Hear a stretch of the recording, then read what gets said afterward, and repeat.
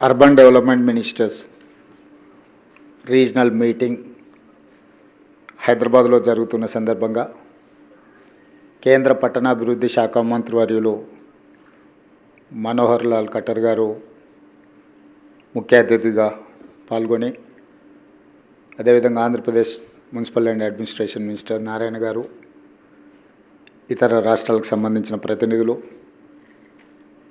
కేంద్ర ప్రభుత్వ రాష్ట్ర ప్రభుత్వ ఉన్నతాధికారులు, వివిధ శాఖలకు సంబంధించిన అధికారులందరూ ఈ సమావేశంలో పాల్గొని పట్టణాభివృద్ధిని ఏ విధంగా ముందుకు తీసుకెళ్ళాలి, రాష్ట్ర కేంద్ర ప్రభుత్వాలు ఏ విధంగా సహకరించుకోవాలి, తద్వారా భారతదేశం యొక్క ముఖ చిత్రాన్ని మార్చడానికి చేస్తున్న ప్రయత్నంలో భాగంగా పట్టణాభివృద్ధి శాఖ మంత్రివర్యులు తెలంగాణ రాష్ట్రం హైదరాబాద్ నగరంలో ఈ కార్యక్రమాన్ని ఏర్పాటు చేయడాన్ని మనస్ఫూర్తిగా మనోహర్ లాల్ ఖట్టర్ గారిని నేను అభినందిస్తున్నా. వారికి తెలంగాణకు స్వాగతం పలుకుతున్నా. భారతదేశం వేగంగా అభివృద్ధి చెందుతున్న దేశం. ప్రధానమంత్రి నరేంద్ర మోడీ గారు వికసిత్ భారత్ 2047 100 సంవత్సరాలు స్వతంత్ర ఉత్సవాలను జరుపుకునే సందర్భంగా $30 ట్రిలియన్ ఎకానమీగా ఈ దేశాన్ని ప్రపంచంలోనే ఒక గొప్ప దేశంగా, ఆర్థిక అభివృద్ధి చెందిన దేశంగా నడిపించాలనే ఆలోచనతో, అందులో ప్రధానంగా పట్టణ ప్రాంతాలు, ఈ దేశ జనాభా పట్టణీకరణ చెందుతున్నది. పట్టణాల యొక్క ప్రణాళికలు, పట్టణాల యొక్క మౌలిక వసతులను పెంచడానికి కేంద్ర ప్రభుత్వం ప్రత్యేకమైన దృష్టి పెట్టడం, పట్టణాలలో ముఖ్యంగా మెట్రోపాలిటన్ సిటీస్ మీద ఇంకా ప్రత్యేకమైన దృష్టి పెట్టడం, అందులో భాగంగా హైదరాబాదు నగర విస్తరణకు కేంద్ర ప్రభుత్వం సంబంధించిన ప్రణాళికలు వివిధ సందర్భాలలో కేంద్ర మంత్రి గారికి, ప్రధానమంత్రి నరేంద్ర మోడీ గారి దృష్టికి తీసుకెళ్లడం జరిగింది. మేము ప్రతిపాదించిన ప్రాజెక్టులను చాలా వరకు కేంద్ర ప్రభుత్వం పరిగణలోకి తీసుకొని పరిశీలిస్తున్నది. అవన్నీ కూడా వేగంగా అనుమతులు ఇవ్వడం ద్వారా ఈ నగర అభివృద్ధికి సహకరించాల్సిందిగా కేంద్ర మంత్రి గారికి విజ్ఞప్తి చేస్తున్నా. అదేవిధంగా తెలంగాణ రాష్ట్రం కూడా తెలంగాణ రైజింగ్ 2047 ఒక బృహత్ ప్రణాళికను తీసుకొని ఈ దేశంలో ఉండే అన్ని రాష్ట్రాలకు తెలంగాణ రాష్ట్రం ఆదర్శంగా ఉండాలని, ఈ దేశంలోనే అభివృద్ధిలో మొదటి రాష్ట్రంగా తెలంగాణ రాలించాలి అని మేము ప్రణాళికలు రచించుకొని ముందుకు వెళ్తున్నాం.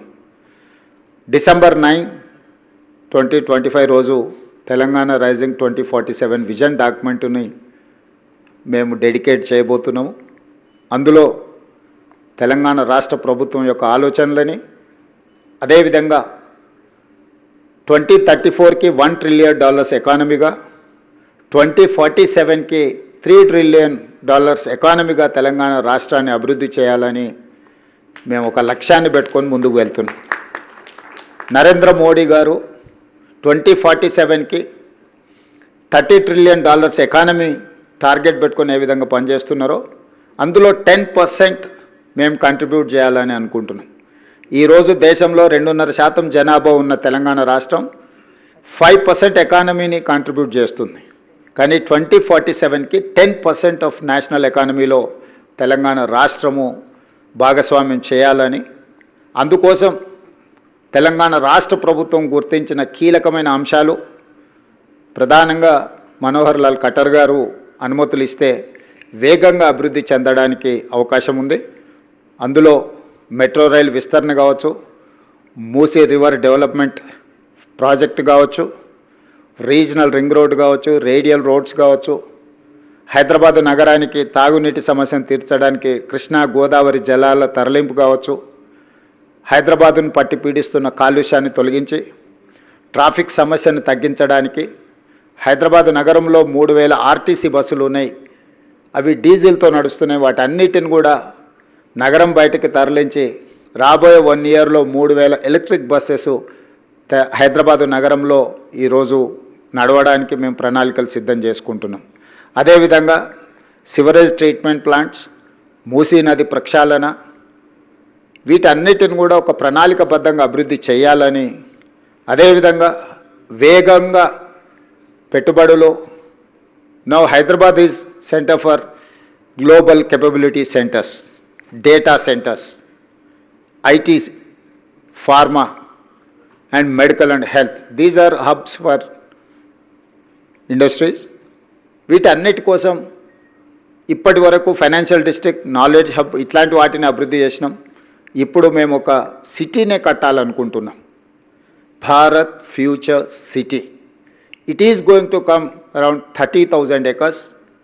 We wanted to compete with New York, Tokyo, Japan or Singapore or Dubai.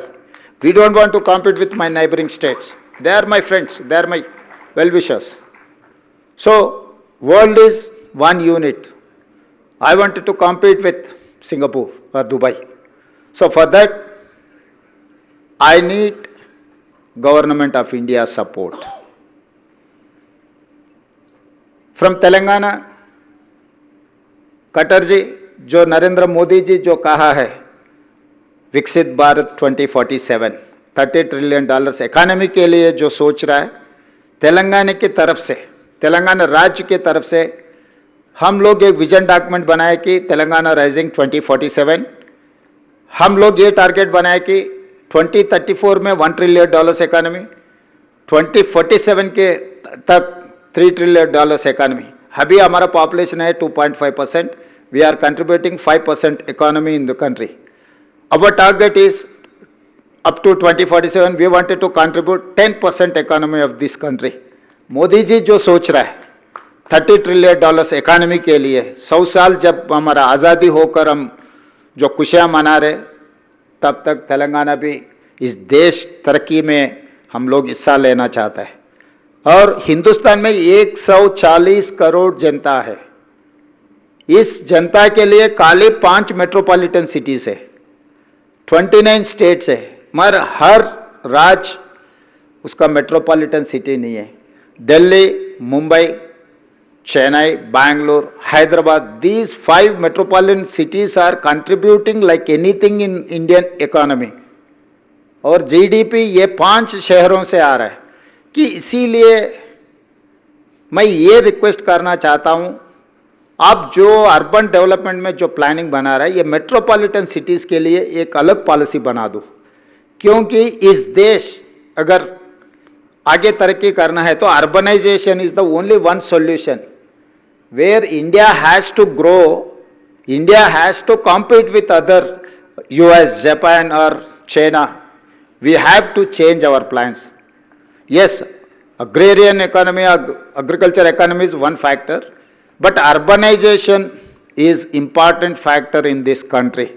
Urbanization अगर होना है, एक तरीका से अगर डेवलपमेंट आना है, तो urban ministry has to plan for something. Particular metropolitan cities, metropolitan cities अगर हम डेवलप करते गए, ट्रंक इंफ्रास्ट्रक्चर हम लोग अगर बनाए तो इन्वेस्टमेंट अट्रैक्ट कर सकते हैं. पूरा दुनिया कोविड के बाद चाइना +1 कंट्री के लिए इन्वेस्टमेंट्स के लिए ढूंढ रहा है. China +1 is alternate is India. तो वो काम करना है तो हम लोग urban infrastructure, airport connectivity, port connectivity, road connectivity, water, power and infrastructure, ये सब सारे करना है. तो आप खुद, आप एक्सपीरियंस्ड पर्सन, सीजन्ड पॉलिटिशियन, आप मुख्यमंत्री बहुत साल किए, मुख्यमंत्रियों का तकलीफ सबसे ज्यादा आप जानते हैं.